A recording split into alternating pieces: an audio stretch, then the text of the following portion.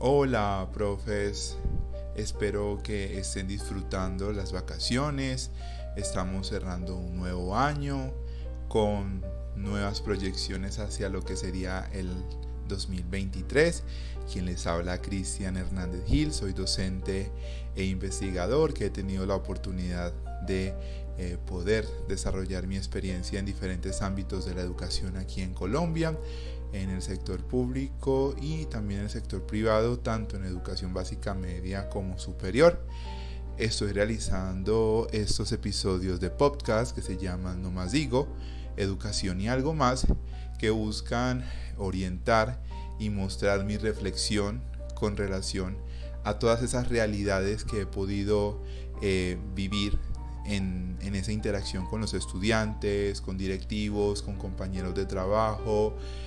y que sobre eso pues se hace necesario replantear y resignificar la labor que tenemos como profesores, la labor que se tiene desde la formación, desde la enseñanza, hasta lograr ese fin último que es la adquisición de aprendizajes por parte de nuestros estudiantes. En episodios pasados, retomando un poco, hemos tratado el tema de cómo ha venido evolucionando ese proceso educativo hasta el punto de pensar en una posible eliminación de la clase magistral,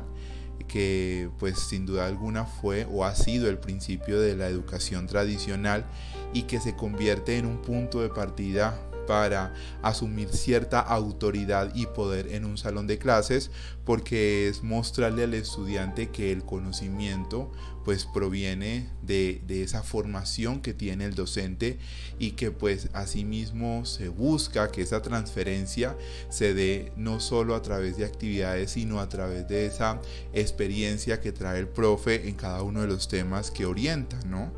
Y ya, por ejemplo, ya no se habla de dictar una asignatura o de dictar una clase, sino de orientarla, de asesorarla, de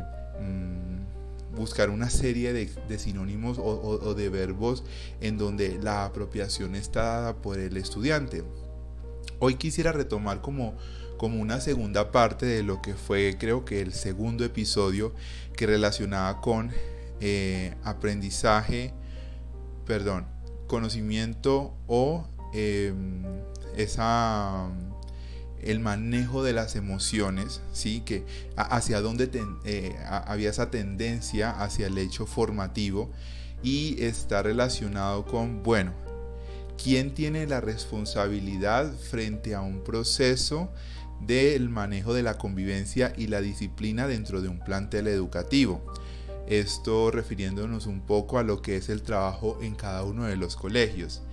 Hace algunos días hablaba con una profesora que estimo demasiado del área de religión, de ética y valores, y nos poníamos a cuestionar frente a esta pregunta que está relacionada con, bueno, la convivencia.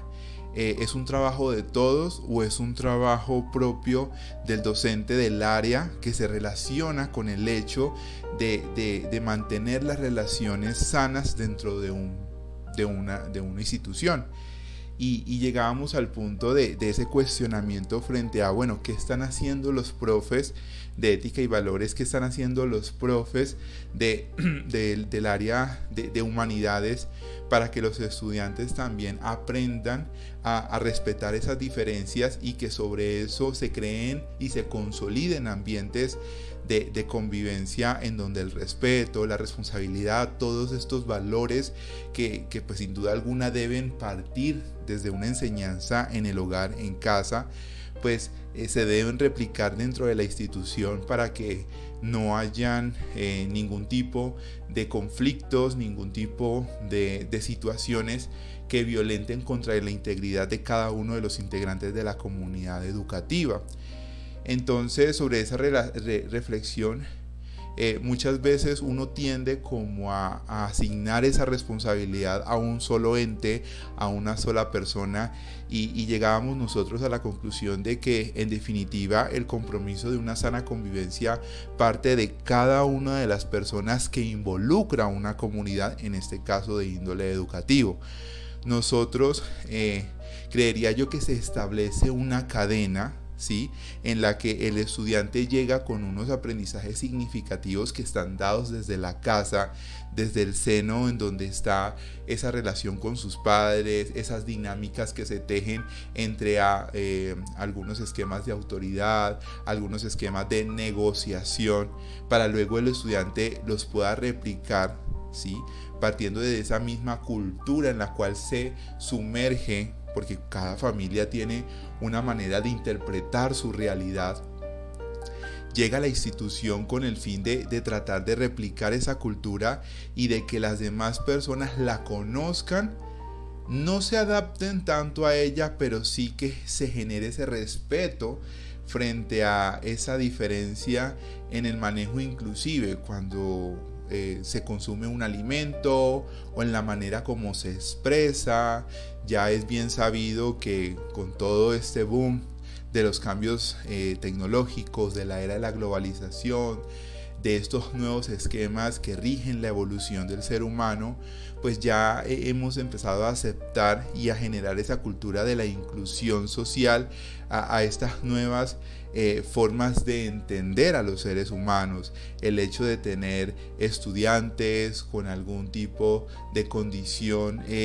psicológica especial, inclusive aquellos estudiantes que desde muy jóvenes empiezan a aceptar su orientación sexual, eso hace que también se genere un replanteamiento sobre cómo debemos vivir esa sana convivencia. Entonces, en efecto, siguiendo esa cadena, cuando el estudiante llega a la institución a mostrarse y a mostrar dentro de ese espacio en donde hay diferentes mundos, pues creo que la réplica o el primer proceso que nosotros tenemos que hacer como docentes, que ahí es cuando empieza nuestra labor, luego de que el padre lo entrega, digamos, no moldeado como para que no se vea como un producto final terminado, por decirlo así, sino que se oriente hacia ese seguimiento del ejemplo, pues llega el docente con la fortaleza y con la responsabilidad de orientar hacia ese estudiante primero a que afiance o madure su manera de ser, su manera de interactuar, de expresarse, pero que no se violente desde algo obligatorio, sino de forma voluntaria, para que el estudiante, así mismo como aprende, pues asocie algunos temas, algunos sentidos para su vida, y así mismo como complemente eso que quiere ser, porque en últimas también el aprendizaje busca que la persona integre en la medida que va asumiendo nuevos grados o nuevos escalones dentro de esa complejidad de lograr una educación media o lograr la finalización de estudios secundarios, pues también que madure su manera de ser y también madure su proyecto de vida, que cuando termine 11 y se gradúe tenga la posibilidad de saber que quiere seguir estudiando o que quiere seguir aprendiendo para sí mismo construir lo que es un nuevo núcleo familiar, unas nuevas formas de vivir o unas nuevas condiciones de mostrarle al mundo ese respeto por lo que somos, por lo que podemos dar y mostrar, ¿no? Porque en últimas la idea es que estos muchachos que también se van a convertir en adultos, que también van a asumir un rol dentro de la sociedad, pues dejen una huella, no en todo el mundo, pero sí en el contexto en el que se terminen de desarrollar. Entonces, cuando nosotros como docentes, primero es importante reconocer que el respeto, la responsabilidad y esa solidaridad frente al otro es lo que nos convoca el manejo no tanto de un lenguaje inclusivo, respetando mucho las teorías y las nuevas creencias que se tejen alrededor de esta nueva manera de entender la psicología de nuestros estudiantes, de nuestros niños, niñas y jóvenes, sino generando esa posibilidad de que sea la misma persona desde su propia voluntad quien desarrolle y asimile cómo quiere ser, porque es que no buscamos que nuestros estudiantes busquen cierto grado de aceptación frente a los otros, sino que se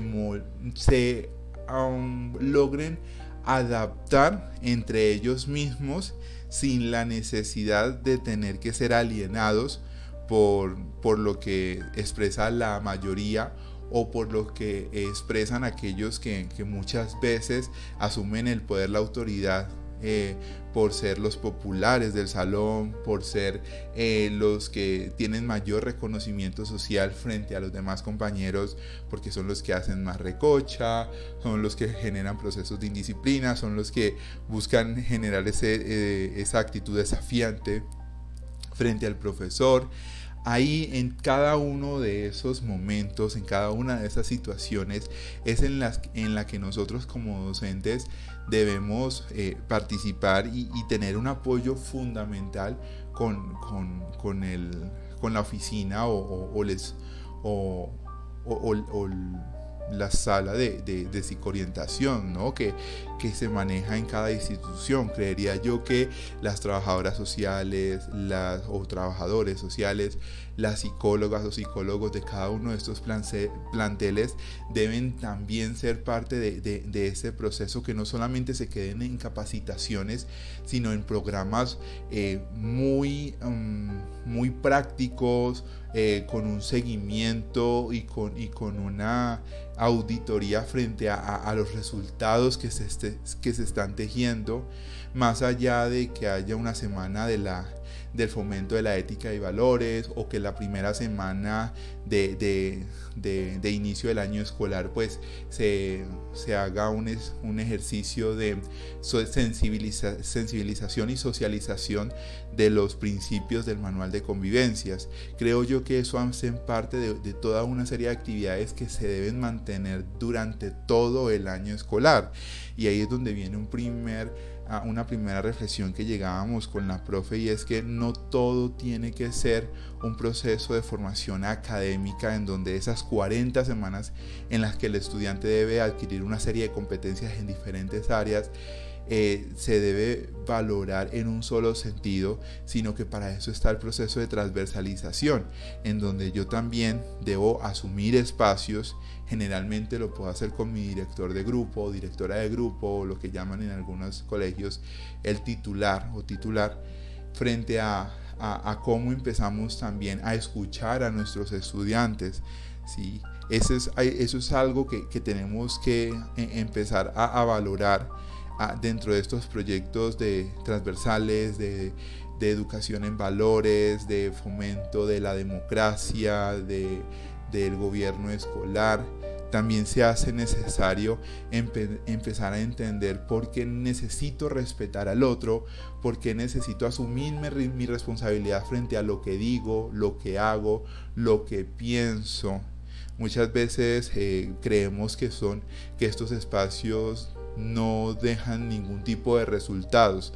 pero es muy complejo. Inclusive ella lo decía, que dentro del área de ética y valores, el hecho de no asumir una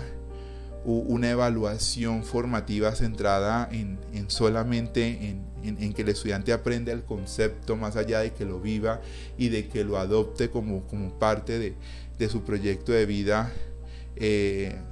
calificar o valorar el trabajo de alguien en un sentido ético a veces es muy complejo. Ni siquiera nosotros a veces estamos seguros si estamos hablando de forma ética o no ética, porque pues también está el sentido de la relatividad, ¿sí? Entonces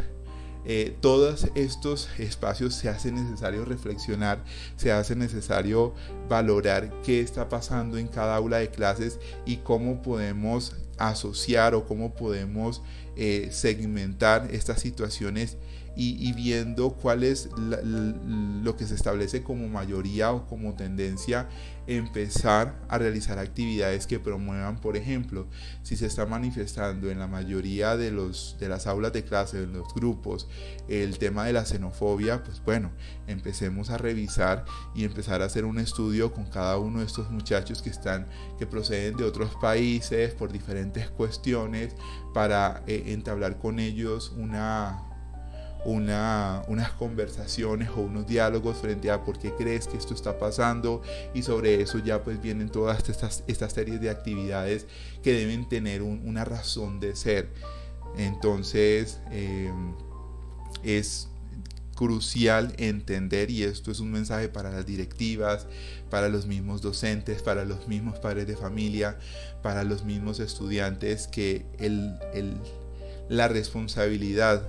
del hecho de mantener una convivencia sana, unos procesos de disciplina de acuerdo a unas normas que se deben seguir, es una responsabilidad y es un compromiso de todas y todos. Y sobre ese ejercicio que se hace de primero diagnosticar cuáles son esas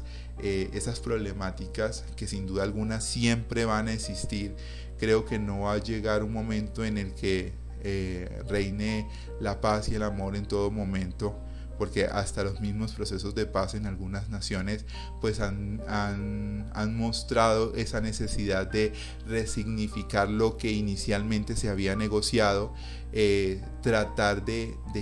que con esas actividades bien planeadas y que sean ejecutadas desde la responsabilidad de cada uno de estos integrantes dentro de estos planteles educativos, pues se geste a futuro ese espacio de convivencia. Hay algunos planteles que inclusive adoptan la postura de que no solamente es el coordinador de convivencia el que está pendiente de lo que pasa, sino que entre los mismos estudiantes se empiezan a generar esas autoridades de convivencia para que en diferentes espacios dentro de una institución pues estén atentos a todo lo que está pasando a nuestro alrededor. Pero sin duda alguna es un trabajo que se tiene que hacer día tras día, es un trabajo que implica, además de ser docente de área, de ser docente de aula, que tiene que preparar unas lecciones, unas temáticas y unas actividades para ser evaluadas y revisar las competencias de nuestros estudiantes, empezar a incluir esos componentes, si no es que ya lo hacen, esos componentes éticos que permiten hacer que el estudiante, si está asumiendo habilidades para hablar en público, pues que dentro de esa misma habilidad para hablar en público, por ejemplo, asuma un lenguaje en el que incluya a todos y todas, en el que asuma también esa posibilidad de darle la palabra a quien requiera hacer preguntas, que tenga esa capacidad de responder a preguntas que pueden llegar a ser un tanto subversivas o agresivas, siempre manteniendo esos niveles de conciencia, esos niveles de respeto por los demás, casi que fomentar lo que se vislumbra desde este libro, Los 4 Acuerdos de los Toltecas, frente a decir las palabras de forma correcta, no distinguirnos o no identificarnos con lo que los demás dicen sobre nosotros, hacer mejor las cosas, lo mejor que se pueda. Entonces ahí es donde está el trabajo que tenemos que hacer diariamente con nuestros estudiantes. Y pues nada, este es parte de esa reflexión, no de un llamado de atención, pero sí de algo que se debe empezar a gestar como tendencia para los futuros años en todos los procesos educativos, culturales, transversales que se realicen en cada uno de los espacios en donde las instituciones educativas, en donde cada uno de estos integrantes pues se asumen como rol, como papel para cumplir en esencia su parte de su naturaleza formativa, educativa, desde la enseñanza y desde el aprendizaje. Quien les habló, nuevamente reitero mis agradecimientos a todas las personas que también hacen parte de este proyecto, quienes también quieren hacer sus comentarios en este mismo espacio en YouTube. Pueden dejar también sus reflexiones si están de acuerdo, no lo están. También es una manera de generar esa posibilidad de perfeccionar nuestra labor dentro de los colegios. Muchas gracias. Esto es un nuevo episodio de No Más Digo, Educación y Algo Más. Cristian Hernández Gil, docente e investigador en diferentes áreas del conocimiento y grados de educación en Colombia. Muchas gracias y un feliz día para todos.